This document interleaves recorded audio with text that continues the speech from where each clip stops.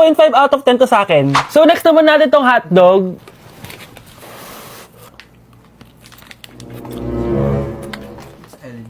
Ano yung lasa? Hindi ko siya gusto, guys. Weird na lasa niya. 3 out of 10 lang to sa akin. Hindi ko siya masyadong gusto. Next natin tong dried pusit. So, ganito yung itsura niya, guys. Matigas siya. Sobrang tigas. Baka niluluto pa to. Eh, grabe. Alam mo yung mga ginangat-ngat ng aso? 1 out of 10. Hindi ko siya nakain. Tapos wala rin siya lasa. Next natin to matcha na siopaw na may ulam sa loob. Unang kagat, guys. Akala ko sobrang dami laman, di siya katulad ng picture, oh. Pero masarap siya. Alam ko yung kalasa niya, yung bola-bola, ganun. I'll give it 8 out of 10 kasi masarap naman siya. Second to the last natin, itong curry crispy roll. Curry? May curry nga talaga siya. Ganito yung tsura niya, guys. Uy, ang sarap! Magugustuhan mo siya. Oo nga. Guys, masarap siya. 9.5 out of 10 to sa akin. Okay guys, last natin. Magkukurya ba tayo na hindi nakakatikim ng bulldog? Guys, natatakot ako kasi maanghang talaga to. Hindi siya maanghang, guys.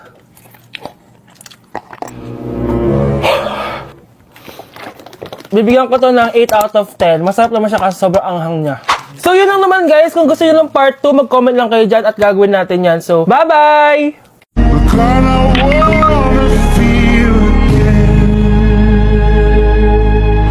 Oh God, I wanna feel again. Ano yun? Bakit sila nagkikiss? It must have been the wind. Class! Reasons that you gotta. Pinakaniwala mo lang lahat. Or in fact, ako pa nga dapat yung magtanong sa'yo eh. Ginaan mo ba talaga ako? Ang kapal ng mukha mo, minahay kita! Minahay kita ng sobra-sobra! You could take like going back to Honolulu just to get that Maui Wowie, that Maui. Sa tukong pera sa bakong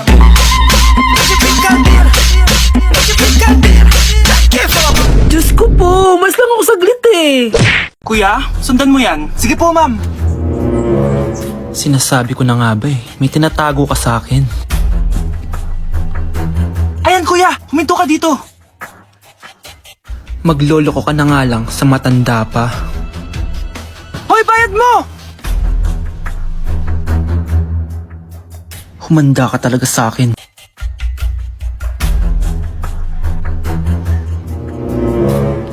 Ang sweet niyo naman, may paregalo ka pa ha? Ano yun? Scarlett? Anong ginagawa mo dito? Manloloko ka! Pinagpalit mo ako dito sa matandang pangit na to? May paregalo ka pa, ha? Eh, sa akin nga, wala kang binibigyan na regalo, eh. Scarlett, magpapaliwanag ako. Manahimik ka. At ikaw naman, matandang pangit, sayong-sayo na tong boyfriend ko. Magsama kayong dalawa. Aba, walang respeto tong girlfriend mo, ah. Ano pinagsasabi mo, Scarlett? Eh, nanay ko to. Excuse mo lang yan.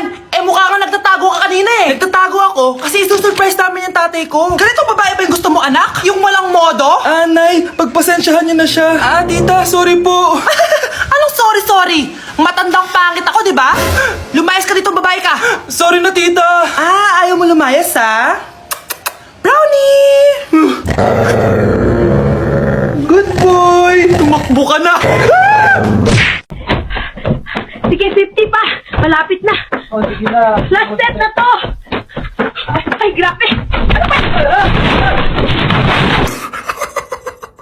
At least bumaba yung timbang niya, di ba? Napunta nga lang sa first floor. Guys, naiiyak ako ngayon. Sobrang lala na nangyari sa akin. Imagine, 8 AM yung flight namin mamaya ni Honey Bunch. Nandito pa kami sa Korea. Tapos, ang nangyari, oh my gosh, grabe. Sobrang nakaka-stress. Bumili kasi kami dito sa cosmetic shop na tier-tier. Tapos, edi may mga tax refund siya. Edi binigay ko yung mga passport namin, ganyan. Yung kay Honey Bunch na balik. Tapos ako, ang tanga ko kasi na-distract ako kay ate kasi marunong siya mag-Pilipino. Siyempre na-entertain ako ganyan. So anong nangyari, inaya na ako umalis ni Honey Bunch. Hindi ko man lang napansin na hindi ko nakuha yung passport. Sobrang tanga. Kumain pa kami, naglibot-libot pa kami. Like hindi ko man napansin. Pauwi na kami papuntang hotel. 600 pesos yung booking. 10 minutes lang kami nakasakay, tapos chinek ko yung bag ko. Sabi ko, bakit walang passport dito? Wala yung passport ko. Tapos naalala ko, naiwan ko pala dun sa tier-tier shop. Ay, kanina sobrang nanginginig ako. Sobrang gusto kong umiyak. Problema pa is hindi pa siya 100% sure kung sa theater na naiwan yun. Hindi doon talaga, sure ako na sa theater ko talaga siya naiwan. So, kailangan ko ulit mag-rebook ng flight namin papuntang Tokyo. Ang mahal. Grabe, kasi bukas na agad. Ang worst case scenario pa dito, baka na-misplace nila or nabigay nila sa ibang customer. Shit. Pumunta kami sa police station dito, tinawagan nila yung mga staff kaso hindi na daw kaya. May tumutulong sa amin kanina kaso hindi na talaga siya pwedeng buksan. Ngayon pa talaga ako sinusubukan ng panahon kung kailan last day na namin. Like ngayon pa talaga siya nangyari. Kasi pag hindi ko nakuha yung passport, wala. Uuwi na talaga kami ng Pinas. Kailangan ko kumuha ng emergency passport. Kasi imagine, bayad ko na lahat ng hotel namin sa Japan. Kung di kami matutuloy dun, parang nagsayang lang ako ng pera. Guys, update ko kayo mamaya kung makukuha ko yung passport ko or kung matutuloy pa yung Japan trip namin. Update sa nawala kong passport. 9 o'clock na ng umaga at literal na wala akong tulog sa kaka-overthink ko. So pupuntahan ko na yung store kung saan ko naiwan yung passport ko. Lord, sana nandun pa. Nag-search ako tapos 10 a.m. daw sila nagbubukas. So pupunta na tayo doon bago sila magbukas. So naglalakad lang ako papunta sa subway. Nandito na ako sa subway guys and kinakabahan na ako. Hindi ko talaga alam gagawin ko pag wala talaga dun. No, hindi pwede. Makakapag-Japan kami. Kasi sayang yung mga binayad ko, be. Guys, nakasakay na ako. Guys, nandito na tayo. Kinakabahan ako. Tapos naiihi pa ako. Guys, wish me luck, Lord. Please, sana nandun. Nandito na tayo sa Myeongdong, guys. Tapos dun yung papunta dun sa store. Ako lang pala mag-isa ngayon, guys. Hindi ko kasama si Honey Bunch. Solo traveler. Pinapaayos ko kasi siya ng mga gamit. Pag uwi ko dun sa hotel, diretso na kami airport. Ganun. Grabe sa isang katangahan. Sobrang mahal. Mahal maging tanga dito, guys. Wait lang, may napapansin ako. Parang ang fresh ko dito sa Korea. Yun ang glass skin, no? Ito yung store, yung tier. Diyan ko nawala yung passport ko. Lo, tinitignan ako na ito, oh. Guys, may mga staff na. Try ko magtanong if may nakita silang passport. Sana pansinin ako. Hello? Deadma challenge sila, guys. I left my passport yesterday here. Yes. Can you please check? Guys, ano nandito? Pinakabahan na ako. Lord, please. Magkakabait na ako, please. Hala, guys. Hala, ano tong hawak ko? Passport ko yata to. Yes, makakapag-Japan tayo, guys. Over naman, no? Hindi na siya nag-overthink. Iniisip ko ngayon, pupunta tayo ng Japan. Guys, nasa airport na kami. Tuloy na kami sa Japan. Bye, Korea. Ano masasabi mo? Alis na tayo ng Korea. Babalik pa ba tayo dito? Yes, at sana next time hindi mo na makakalimutan yung passport. Ladies and gentlemen, mga ikasiko kabukanan, let us all count down. Sana maganda. And our eyes. 3, 2, and 1.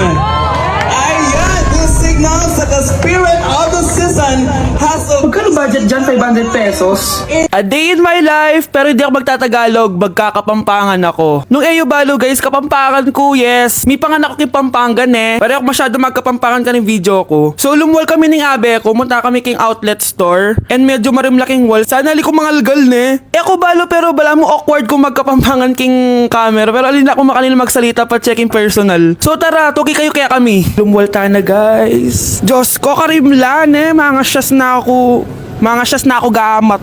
Balo yo, adwang Domingo na ako cholo ang bansa. Kukutang dana nung kapilang kumuli ako nung muli ko pa. Keling Japan eh, uso yung motor ang pon tricycle. Gagamitan da kaya ni train. So lungob ta na keling station. So salita ng ticket. Ticket. Kapag Tagalog, ticket. Pero pag Kapampangan, ticket. Dapat maka-emphasize itang K. Keling Japan, balong-balo mong mabulok yung asbok yung kasabi mo. Kapag mamasok yung asbok, itry tayo. Ay, ayun na papansin din sinabi ko na. So atso kami ngayon ni Kening Mitsui Outlet. Kasi wala na kami agawa ka rin pera mi. Kaya iwaldas mi nemo. Kaya bang, joke ya ito ne. Danupa na ako, grabe. Mangalgal din kalamnan ko. Mantunta mong pipanganan, tara. Manganta na. Sakto ya mo. Mas masarap na pa rin magluto din Kapampangan. Biro mo guys, pero okay naman. Hi guys, samahan niyo ako maglaba. Pero mag-isa lang ako. Samahan mo ako, Bunch. Natatakot ako. Ayaw ako samahan ni Honey Bunch, guys. Tignan naman no, sobrang tahimik dito. Ito na yung mga lalabhan, guys. And syempre naglalaba tayo dito. Di naman tayo mayaman para araw-araw magpalit at bumili. Guys, nasa 8th floor na ako. Grabe, nakakatakot oh. Parang may umubo. Guys, hindi na joke to, promise. Sobrang tahimik dito. Tapos Hindi ko alam kung may mga tao dito. Kaya ko to. Hindi totoo ang mga multo. Pasok na tayo, sobrang dilim. Oh my gosh, guys. Hello. Ayan, kinilabutan ako. Pero ito yung laundry, guys. Dito kami maglalaba. Akala ko... Narinig yun?